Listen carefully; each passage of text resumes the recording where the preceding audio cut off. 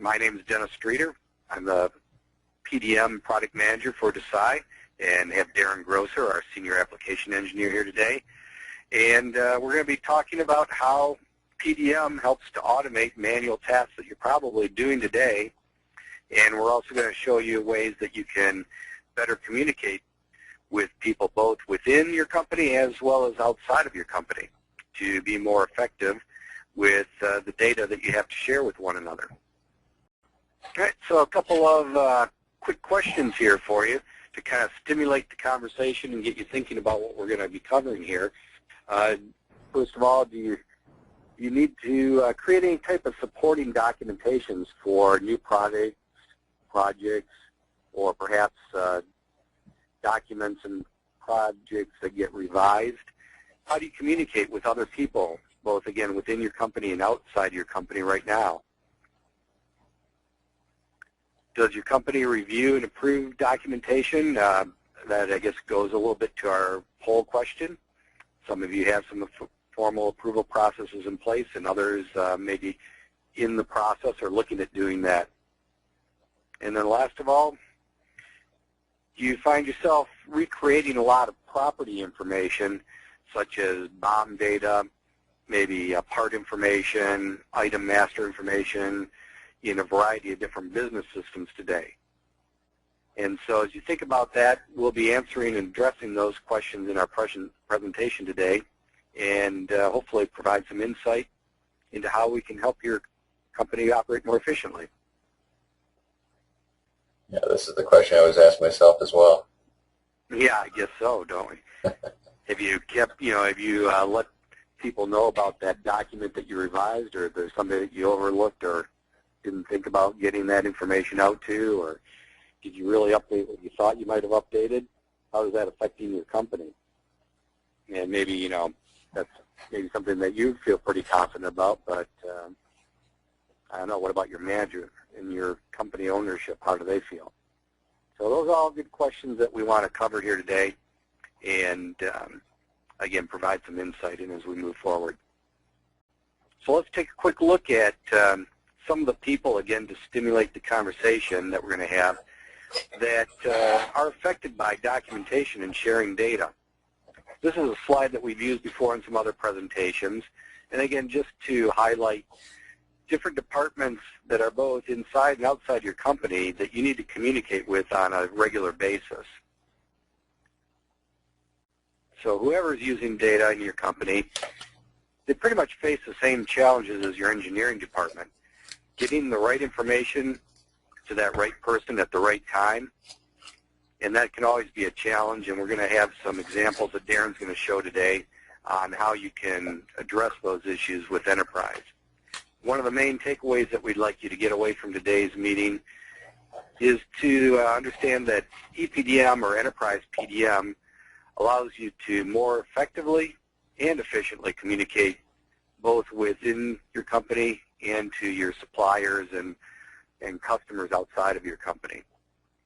This is a chart that I'll be sending off to everybody, so if you're trying to get an idea on who you need to communicate with today, pretty much a list of titles that are fairly common in most manufacturing companies, but maybe there's some other people on this category that you're not communicating with today that could be more effectively communicating, especially folks like project contractors. If your system gets installed somewhere, maybe you have to communicate through an architect or another project coordinator, and that tends to be a little bit of a hassle, a lot of FedEx prints, or who knows how you might be able to get your information out to them, or emails at the very best.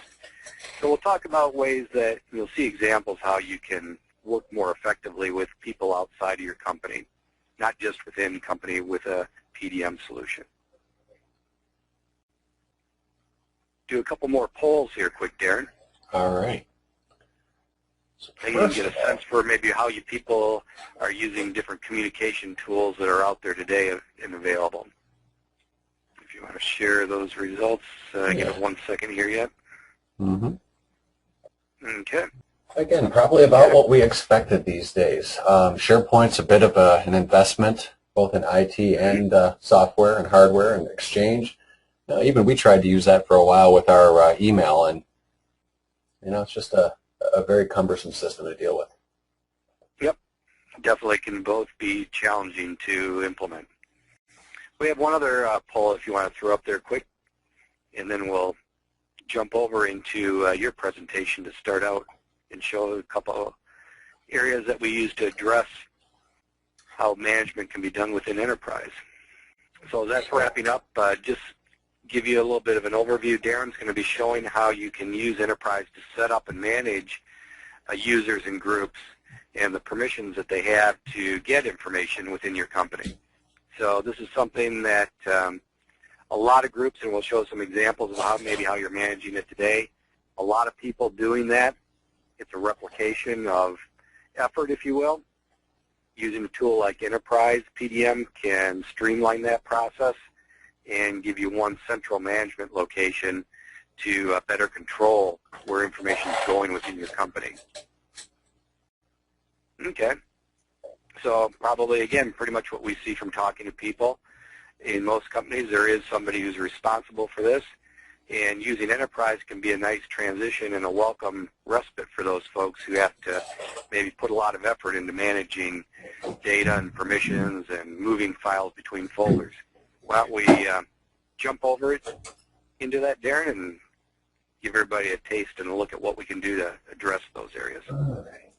I'm going to start off with the permissions and some of those other issues that people deal with. Tend to more manhandle, I guess, than address in a very smooth format. So let's try that first. Some of the considerations that we're dealing with this presentation are obviously how things are being done today. And when it comes to how they're being done today, we have to really focus on the tools that are being utilized. And a lot of times, it's what people have, not necessarily a conscious decision or a purchase that they've made in several cases. And when you're dealing with Windows specifically, the problem that you get into when it comes to who has the right data and who has access to the right data always comes down typically to permissions. And when you're dealing with permissions and just basic file structures, and it doesn't even matter what folder I use for this particular example, but in Windows, even in Windows 7, which is a far cry better than what XP and Vista were, cumbersome things still exist, especially when it comes to permissions. So if you go into a folder and you take a look at the properties, this is one method of dealing with this.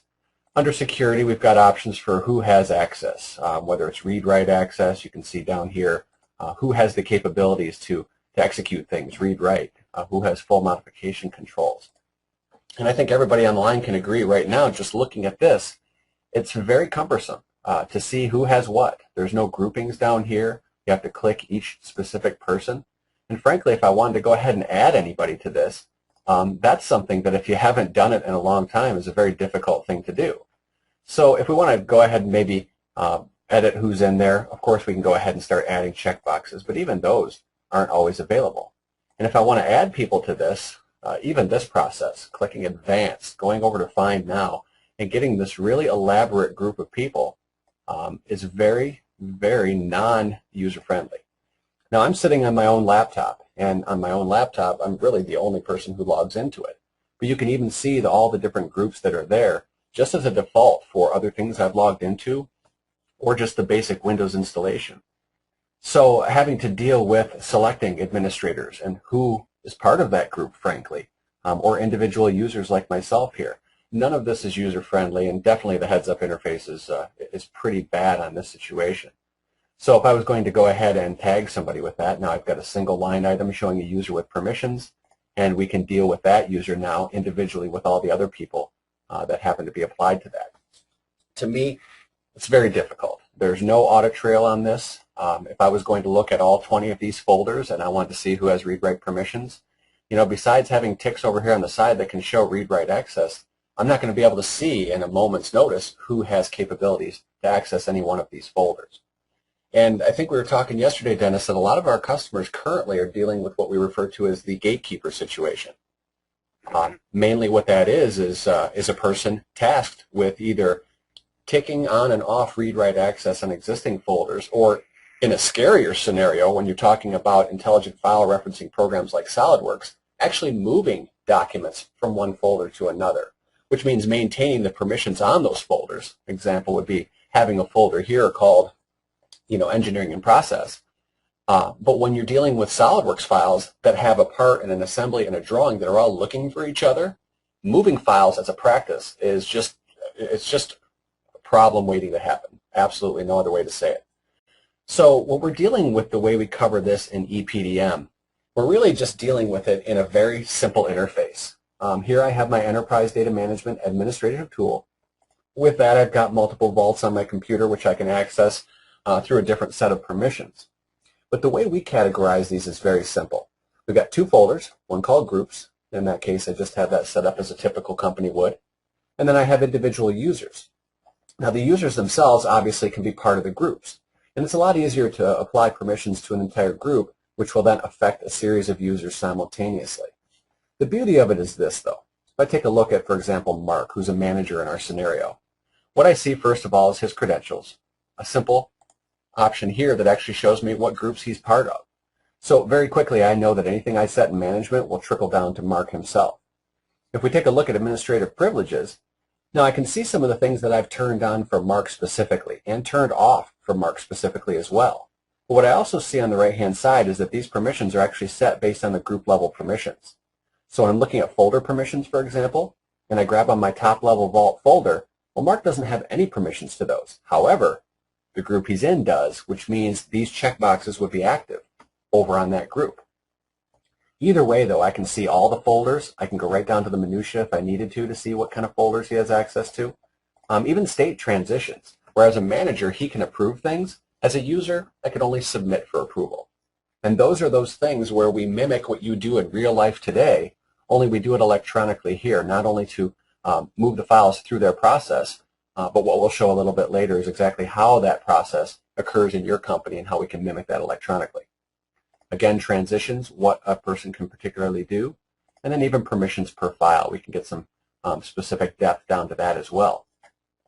Now, if I go and look at the management group, for example, what we're now going to see is group members, the opposite of that. So now looking at this group, I know exactly who's part of that. Where in Windows, I know that I've added myself to being an administrator, and anybody else can either be a standard user or administrator, but there's no real great way to see exactly who's sitting in each of those groups in a really quick look. So when it comes to permissions here again, these are the permissions that administrators of this group can do, which trickles down to the user themselves. Folder permissions, looking at our top level, we can see all those permissions are set here, and again, Mark inherits those automatically.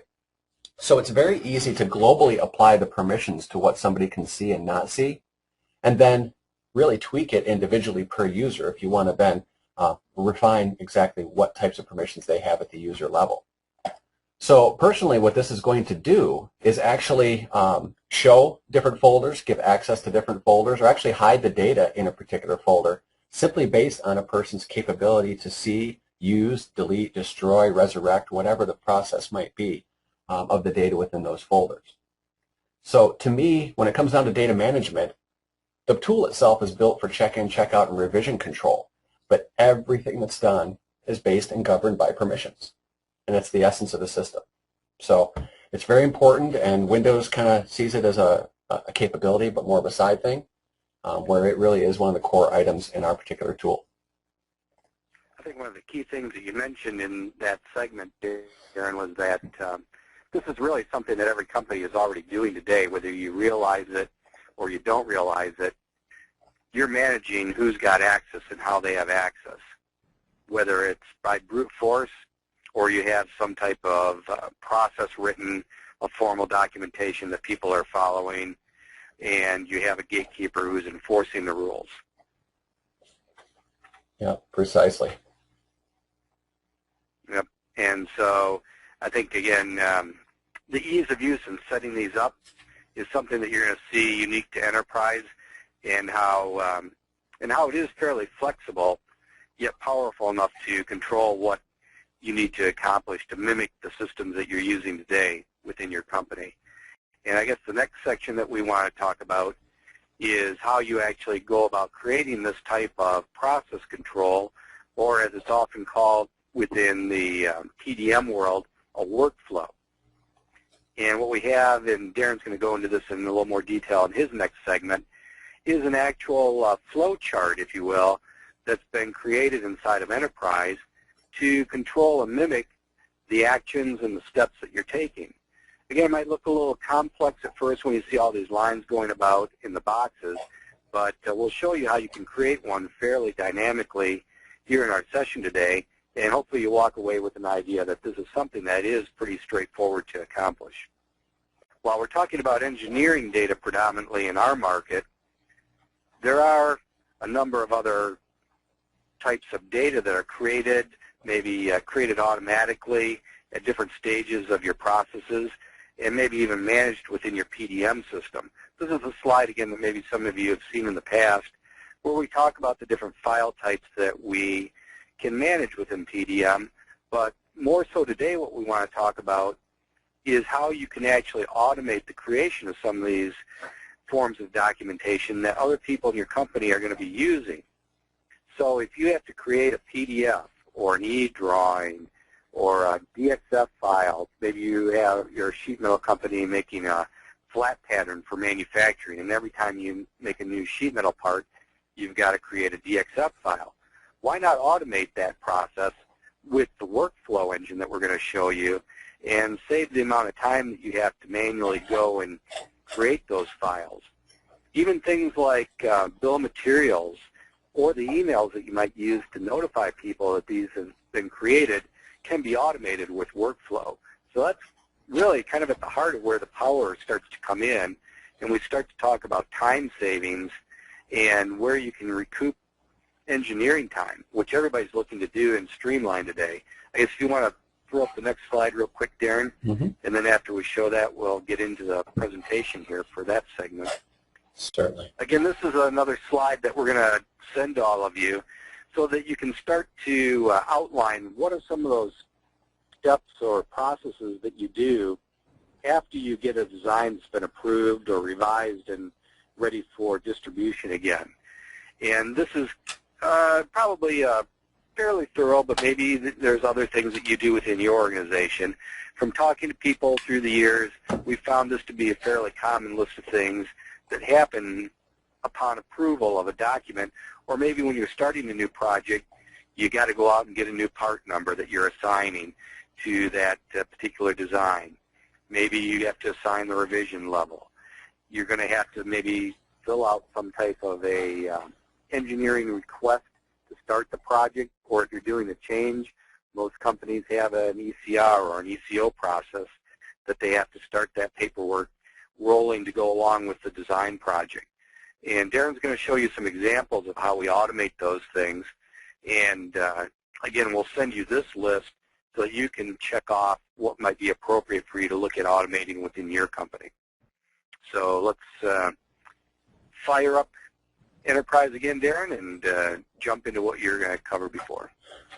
Okay, there's two different directions that we can cover this, and a lot of times I show you the beauty of what the system is, and then I show you how we got it done. This time what I want to do is just show you a little bit about how the setup works, and then what that setup is going to result in. So we're going to go back to our Enterprise Data Management Administrative Tool. So we've got our two groups open, groups and users, and you'll notice other things that are controllable there, which would be things like the data cards, what types of revision scheming and serial numbers are assigned automatically to part numbers, engineering change orders, assemblies, and so on, and nice automated tools like that. Well, one of the really key features, not difficult to use but excessively powerful, are those workflows. As Dennis mentioned, this is the process that your company goes through. Just think of it as that. There's a variety of ways these workflows can function. You can actually have a very standard workflow where something is going to go from an editing stage, and if you just follow the red lines through the transitions to the arrows, somebody would submit for approval and the file would wait. And then from there, it can either go to the approval process, or if there's a problem, it can actually be kicked out to the changes required node. And this is very typical of how these things work. So if somebody who's doing design checking doesn't like how you've toleranced something, you might kick it back then? Is that what you're saying? Exactly. The approval process is just about that. There's only two ways it can go, either approved or not. So if it's approved, then it moves through, and if not, then it still has to be addressed, and it goes back to the person who's tasked with editing things. Real simple. Okay. So the way one of these is actually created, it's a very simple process. We right-click, add a new workflow. We can give it any name we want. We're just going to just call that ePDM webinar. And there's conditions and other things that can be placed in this, but we're not going to get that deep into it right now. Now what we have here is two different items. The gold box that you see here is called a state, and the state simply comes in as initiated. Might be anything you want this to be. So please just use this with a grain of salt, because essentially we're mimicking exactly what each and every person on the line does, and everybody's going to do it somewhat differently. So right now, the first check-in of a file might be the concept. And from there, we simply click on a new state, and it might go over to here, and it might be maybe in process. Now, the way it gets from one node to the next is based on a transition. So we're going to have a file that's going to be a concept. Eventually, it's going to be in process. And at some point, it's actually going to be approved. Each one of these states can only be set by a person who's capable or has the permissions to do that. So if I wanted to say that somebody in process could be anybody, really. Could be a user, could be basically anybody in engineering. And they would all have the ability to add or rename files, check in, check out, delete, destroy. Everybody can read all the different permissions that are here. So I would simply set the permissions of who can do that state. When it comes to an approval, well, frankly, we only want maybe administrators and management to do that. So that's where we're going to go ahead and give them the capabilities to do those. But how does it get from one node to the next? And that's this different point here called a transition. All we do is click the starting state and the state it moves to, and it gives us this nice graphically appealing looking little box here that lets us call it something. So we'll just call that submit for approval. Now who can submit that? Once again, any user would have the ability to go ahead and do this type of a thing, and that'd be just fine. So then it goes to in process, and from there, if it's approved, it would come over to this node. So we would simply have an approved option, which once again, administrators and management would be the people responsible, or whoever's responsible within your company. Now, if it's not going to work in the process, that's where we can kick it back. So now I would click this node to start and this node to finish, and that's going to give us our state transition that goes all the way back to the originating, which means editing is required. Now, at any point along this process, you can not only govern the permissions, but you can also govern notifications of things. And I'm going to do one of these live for you in just a little bit. But essentially, if a file goes from in process to approved, if we want everybody to know about this, this button right here allows us to actually choose either individual users and or groups and say everybody in engineering would be told when files go approved. And that's a simple way to take the communication, which today is done manually, either walking from cube to cube, throwing out an instant message or an email, telling people that this is happening. Well, this is going to tell people for you. That's all it takes to implement a workflow. Only things we got to do left is just define what file types are going to fit into this and who can do things. And from there, we can go ahead and use this tool. Now, there's also a nifty little option here that allows me to move to a new workflow. So if I have a process where I approve a file and it's a machining file, for example, that machining file might jump from this workflow over to a manufacturing workflow. And in that particular case, maybe it's going to go ahead and now have other people waiting for it. And now those manufacturing people with permissions to see approved files would now be able to start creating toolpaths and G-code and finishing the design and the manufacturing. So those are the people who are outside of the company. You can do that similar as well. Well, people who are outside of the vendors or your suppliers, customers. Yeah, they could receive an email very easily. And there's also something we're not going to show in this presentation, but it's the web-based interface into the Vault. So that really allows for people that are outside and maybe not right on the intranet to be able to access the same data based on their permissions. All right, great. Sounds like that could save a lot of time and hassle in making sure that you get all these people informed of these changes and releases. That's all it's about. Actually, time and hassle are the two biggest killers there. So if we can simply make it happen the way it happens every day without having to have the users proactively do each of these tasks, then it's just going to streamline everybody's work environment. So let me show you what something like this would actually result in. Go ahead and close. Well, you're here yet too, Darren. Yeah. One quick thing to point out maybe for the people sitting in, the list of the users and the groups that you assigned, you're basically replicating the process that you went through initially, right, in the operating system? Well, what you can do is either use Active Directory, which is the LDAP settings, basically, so we can extract their logins through that. Another option is actually just using the Windows logins. So Okay. From an administrative standpoint, we don't have to recreate the wheel, especially right now. I'm only looking at a half a dozen people in a few groups, but if you got 100 people, essentially you want a better mechanism, which is what Active Directory or the Windows settings would be. So it allows you to leverage your current network environment pretty easily. Correct. Mm-hmm. Right. So what's on the screen now is actually the workflow that you saw in the screenshot of the PowerPoint slide. And initial files sit in the work in progress state, and they can be submitted by those proper people to be approved. Then those people who are capable of approving can either push it forward, or actually in this case, kick it out to simulation or analysis, or actually just go ahead and say change is required and kick it back to the original node. So this looks more complex because there's a lot more transitions, but this really is quite simple. There's out nodes from every step that allow people to review and make changes along the way. And then there's forward steps and everything as well. So what we're going to do is actually see how this functions within the software. I'm going to bring up SOLIDWORKS. And I got my second machine over here, so I'm going to kind of keep an idea as to what everybody else is seeing and making sure that the graphics stay up.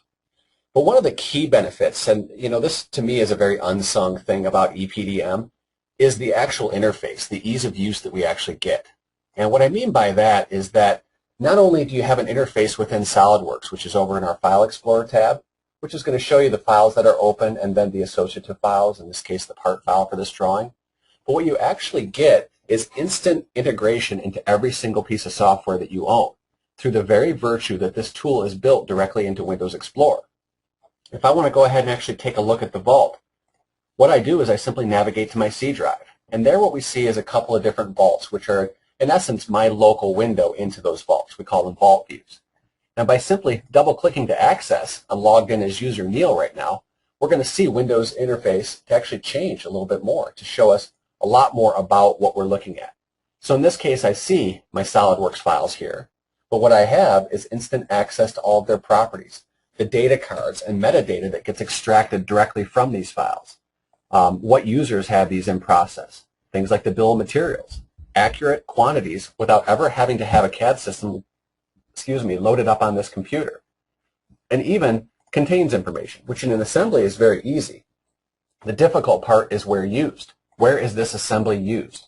In a drawing, in another assembly as a subassembly, where might that be?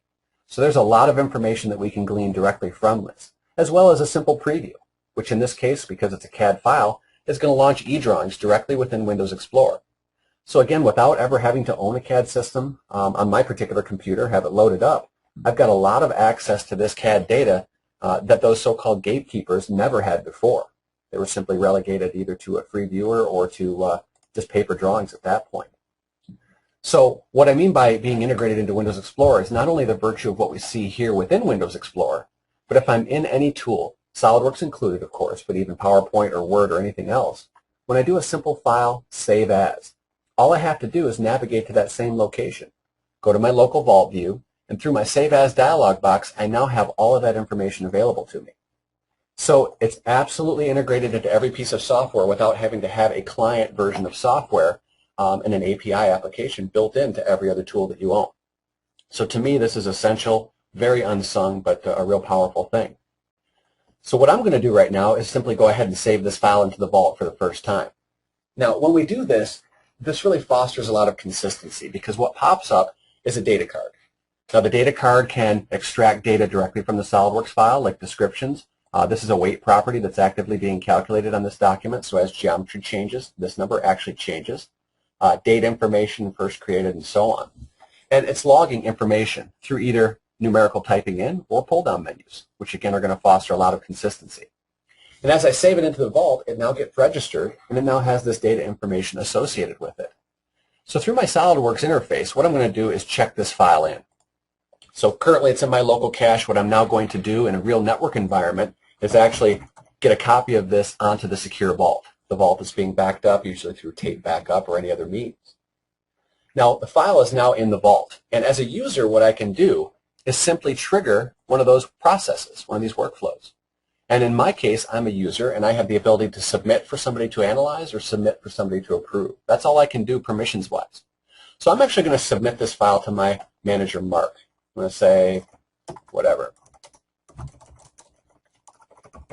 Little fat finger there, but no big deal. So check out this new design. Now instead of real life, where we would then email this file to Mark or send him a link on your network, walk through the building, and tell him about this, what's actually going to happen is he will be told automatically. Now to simulate this one, I'm actually just going to go ahead and log off and log back on as my manager, Mark. What's happening automatically is notifications. As Mark is sitting at his computer, when he logs in, what you basically have down here at the bottom is notifications popping up.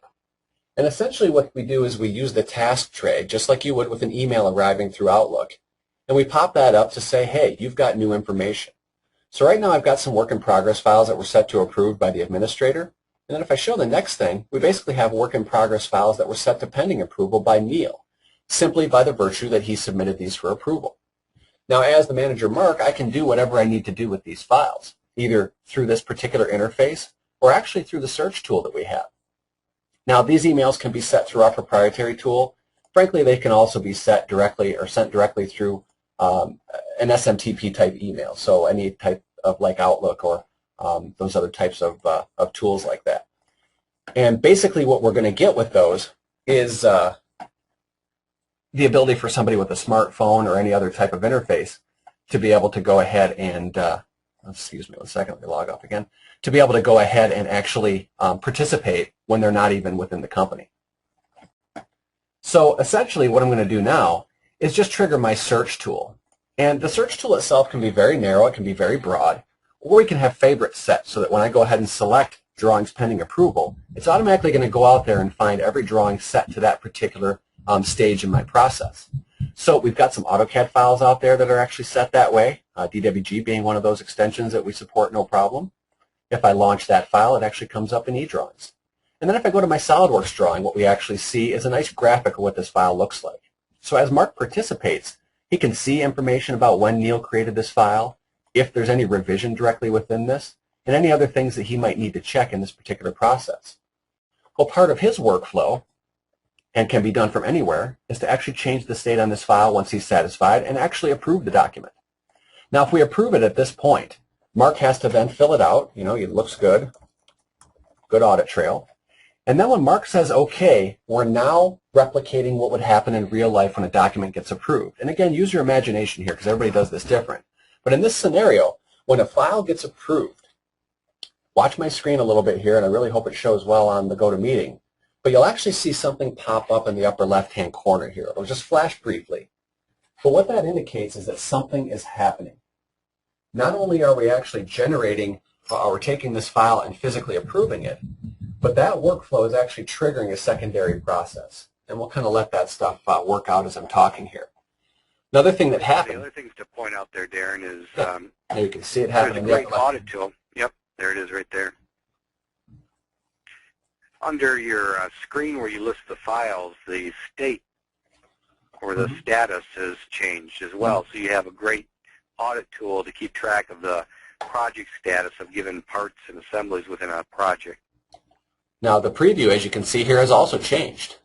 Upon changing the state of this file to approved, it actually put a note in there of Mark and the date that this took place, and then the file itself being released, it applied a revision number to it. So things happen as a result of doing that.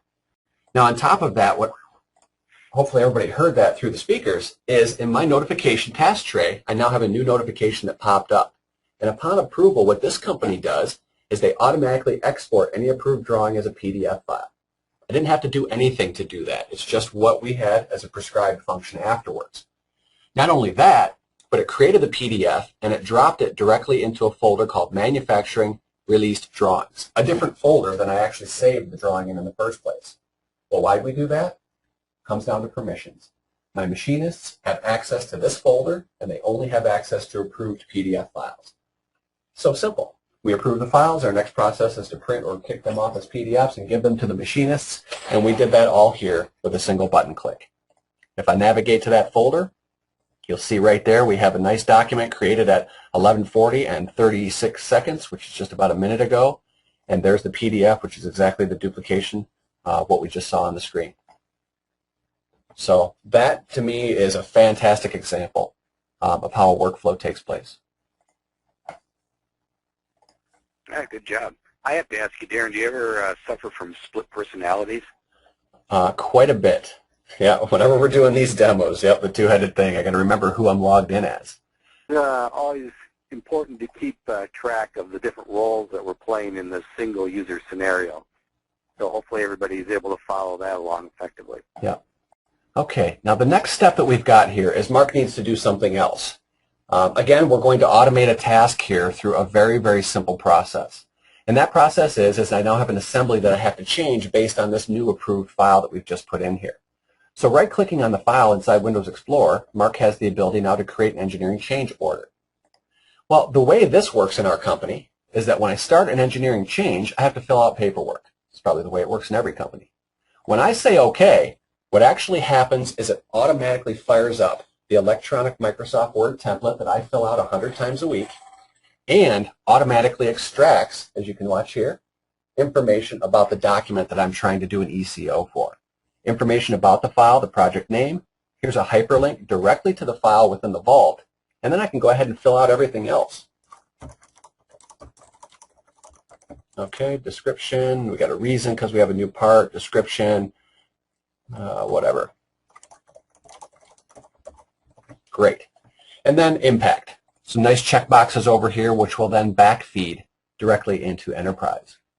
When I go ahead and save this engineering change order, the people who need to know about this are now being notified. You can see that my assembly is now engineering change order under review.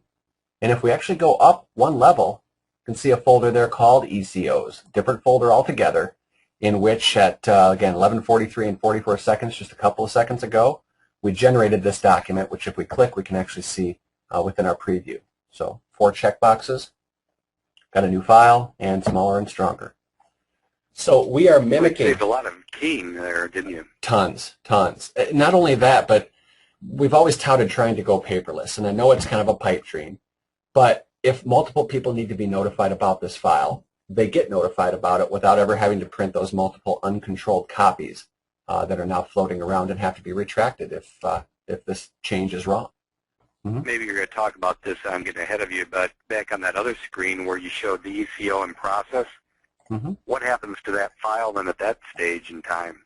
Well, at this particular file, it could go anywhere. In this case, the change has to be reviewed by management, which now, as the manager is still logged in, if I right-click and go to change state, I can now approve or reject this based on the submission that's there.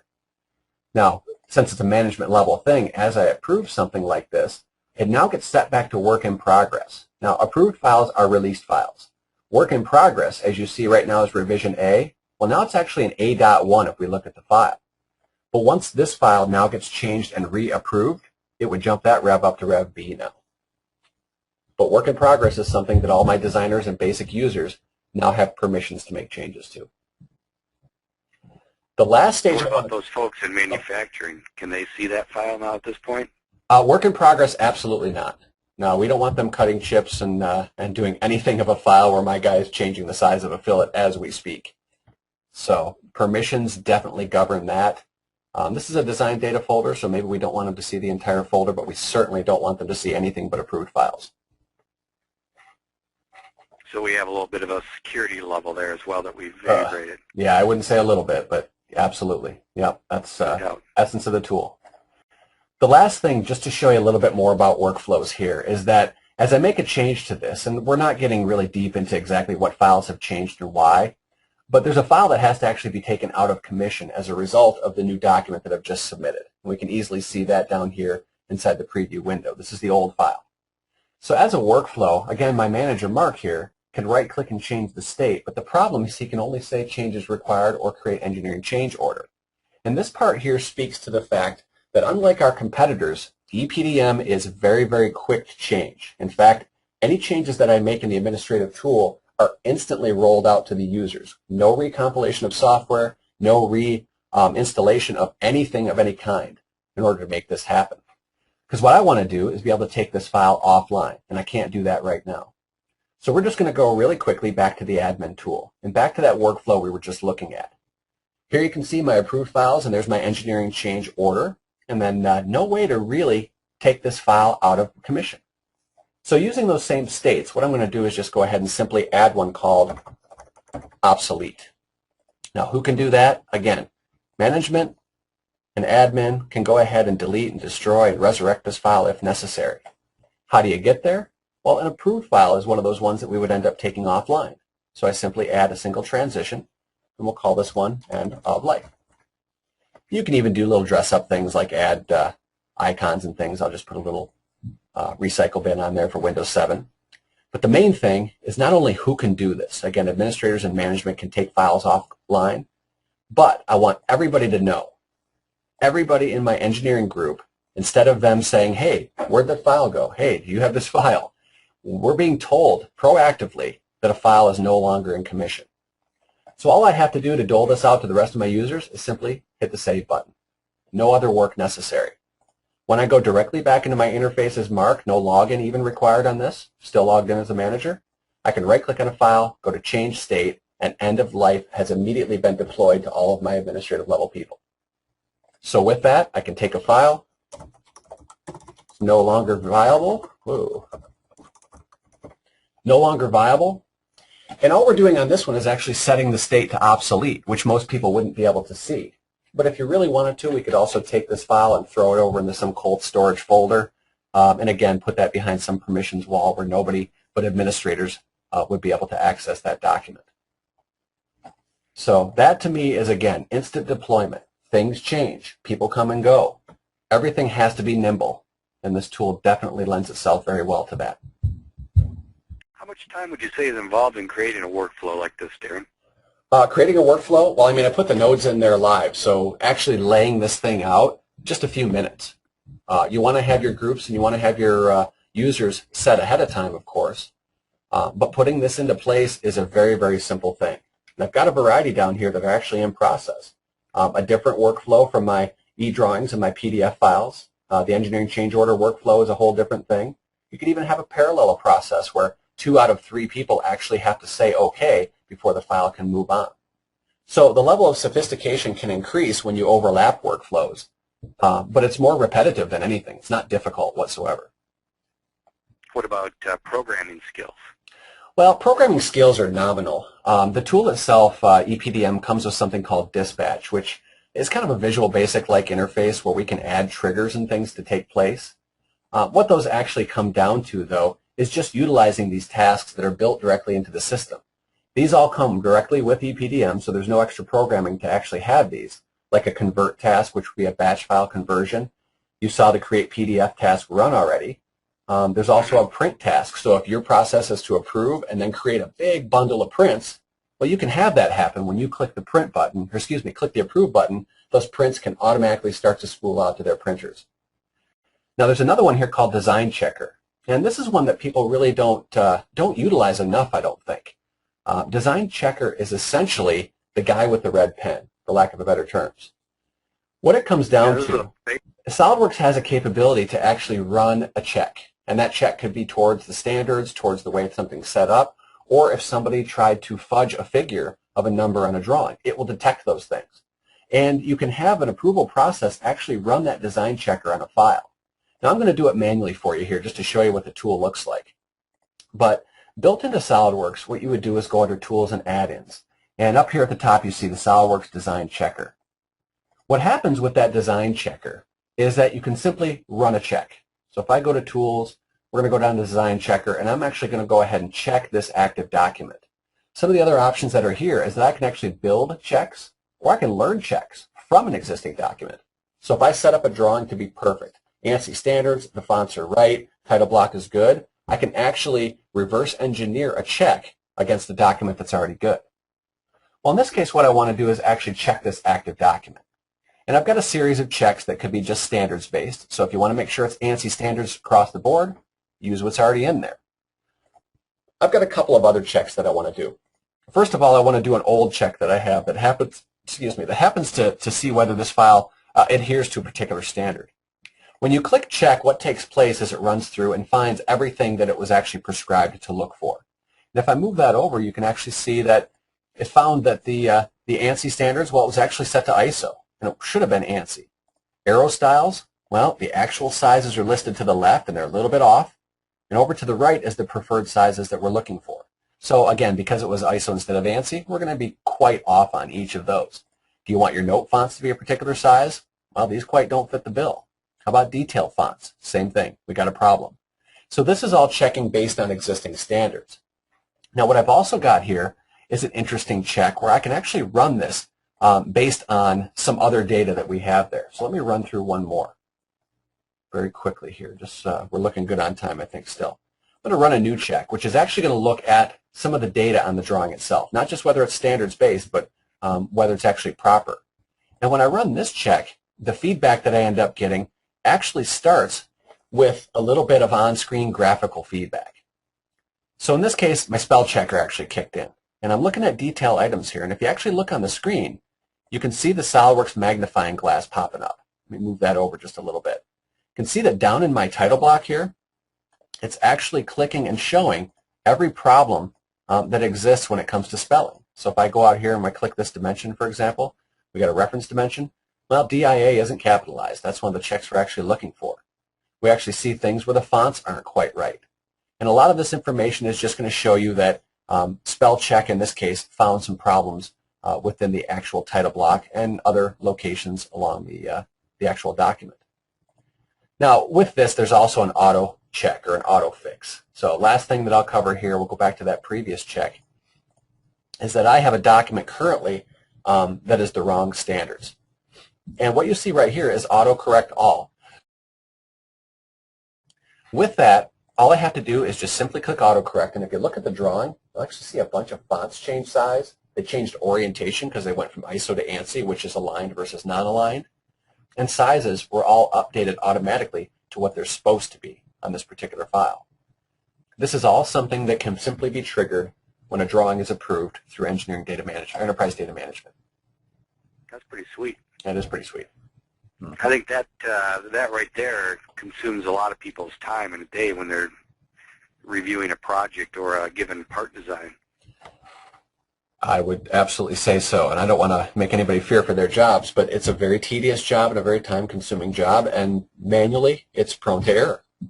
And if it's a complex drawing. Yeah, definitely. I mean, back in the day when I was in engineering yet, there were people that did that exclusively, but today I think in whatever you want to say, our downsized, our right-sized economy, more and more of that work is being left to the actual designer. So what better way to standardize it than to create a design checker process that applies to your company. Yep, spend the time, get it right once. From there on, it's a button click away. Okay, cool.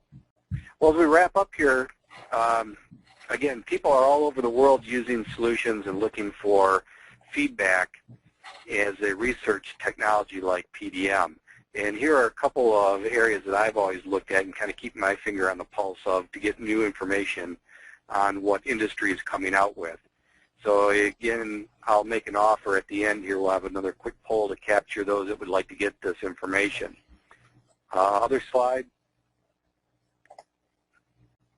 As we wrap up, one of those sources of information I found to be very pointed, especially in PDM conversations, is from Aberdeen Group and a report they generated called their Innovators Toolbox.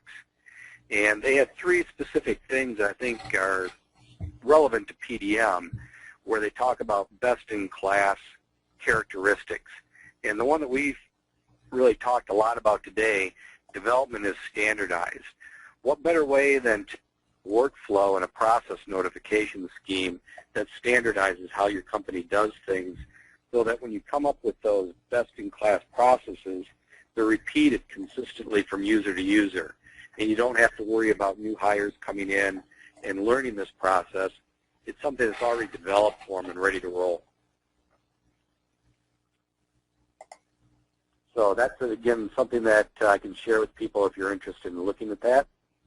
And I think as we wrap up here, a couple things to remember about enterprise PDM. It's really about getting the right data to the right person at the right time. In the workflow, process controls, whatever term you want to use to call that, and the notifications are the tool set within ePDM that help you leverage that capability. And some of the things that they're going to provide for you is that you've got the confidence that your data is getting to those right people and that you're getting the right versions to them in a timely fashion. Mm-hmm. And Dennis, before you roll on that next one too, right person, right data, right time. We're talking about control a lot with this, and the workflow is definitely control. And one of the things that I neglected to really show everybody is that you can also have an on-demand notification take place as well. So even if your process isn't anything specific, maybe you're most concerned about a particular part, you can right-click on any file you want, go to Notify, and actually request notification when a file is checked in or checked out or enters a particular workflow state, or just notify me when and make your own criteria. So not only is it something that can be regimented by process, but you could also just put a little trigger out there that says, hey, guy's working on it, I need it when he's done. Instead of checking back and checking back and checking back, you can just have a pop-up actually come up when the file is now available to you. So that's just a great point, because so often another term in technology is, whether you're pulling your data or you're pushing it. And so many companies are in the habit of pushing data out to everybody, and sometimes it's not really the appropriate time for the person you're giving that data to get it. And it sits in their inbox or on their desk, and they end up losing it, misplacing it, and then asking you for it all over again. So you have to duplicate your effort. A tool like that certainly is addressing that type of situation. Mm-hmm. Definitely. So these are some, again, the areas that we feel we address with PDM, and we can just kind of skip through this real quick so we can wrap up. The last thing I think on here, again, is what we talked today about is a controlled and auditable process with the workflow capabilities, and also a system. We hope you got a sense that we're flexible and configurable to how you operate, because every business is different. We need to address that in a way that's easy to use and can let you get into a system without having to spend months and months of time developing and perfecting. This is really something they can roll out in your company in a matter of days rather than weeks. And as you look at next slide, some of the benefits that we feel are appropriate to this topic, we'll leave you with some of those ideas to think about. And again, they go back to the handouts that we'll send to you as well. And it's really back to that takeaway of having a system that allows you to effectively and efficiently communicate with people both in and outside your organization. And I think with that, we got a couple of last poll questions that we want to throw out there, Darren. Yep, and I think I'm going to change the order on you on the last two. Oh, okay. Feel free. Just want to see. While you're bringing those up?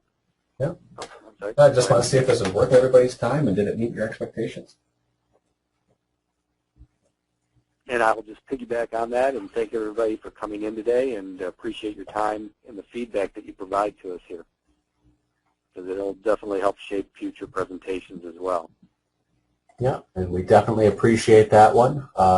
We do try to make the best use of everybody's time, which is why we utilize this tool, but we certainly do want to thank everybody for spending some valuable time with us around lunch here today. So makes it worth us doing, but really the idea is to get the information out to our customers and make it usable and profitable, and again, hopefully that's very much worth your time. Mm-hmm. All right, and the last one that Dennis mentioned is just want to know if you'd like a copy of this presentation. Yep, and while you're answering that poll, we did get one question about other CAD systems that the system works with, and looks like somebody's got a variety of pretty much everything within the CAD world today, and we work with all of those native data formats in the CAD environment, with the exception of the NX and CATIA. If they are Windows format CAD systems, we can vault and secure that data, but if you're familiar with SOLIDWORKS parts and how they reference drawings and assemblies, we don't manage those two files, those two CAD types to that level, but we can secure them, revise them, and vault them. And I think we might have had one more poll question yet there. Yeah, one more poll question is this. I'm trying to just get a feel for what everybody's biggest concern is out there. Mm-hmm. And we'll use this information to craft our next presentation. We've done a couple of these now, and actually this topic today came from a response from an earlier webinar. So we're definitely looking to what you're looking to hear about and find useful. Yeah, I'm a little surprised that security is as low as it is. But, well, that's something that we've talked about a little bit before too, so maybe people are getting comfortable with that. Yeah, we have. Again, sharing information more with other people, that's a good topic. And with that, I guess we'll bring up our last slide where you can get our contact information. If you have any follow-up questions, jot down our emails. And also, for those of you who are into the social media, you'll find that I've got a Twitter and a LinkedIn account that are going to start putting out more information on our webinars. And we're also going to use it to start talking with one another about specific topics, very short topics that you might find interesting in reviewing with other colleagues out in the LinkedIn environment. So we'll start some discussion groups and keep posted for that coming out to you if you'd like to take part in that. We'll look forward to seeing you in the social media area. And again, thank you for your time and enjoy the rest of your afternoon. Yeah, thanks for your time, guys. I appreciate you coming out.